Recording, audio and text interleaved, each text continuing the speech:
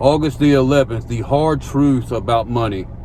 Today we have why your emergency fund isn't enough.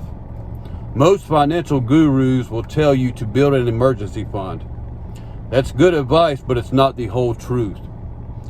You see, that safe money is actually a liability.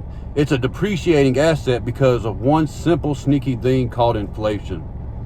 The hard truth is your emergency fund is losing purchasing power every single day. It sits in a low interest account.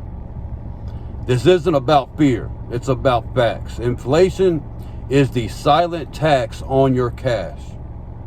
Instead of just investing, you really need to make your money work for you. Think of your cash as a small army.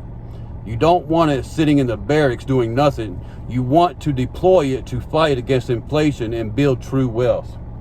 A simple step like moving that cash into a high yield savings account or a short-term CD is a game changer and will actually make you a lot more money, free money.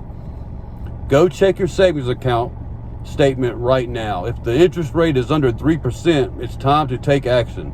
Let me know in the comments what your current interest rate is. I'd love to know and what you plan to do about it. Let's make sure our money is fighting for us and not against us. Thank you for watching. Have a great day.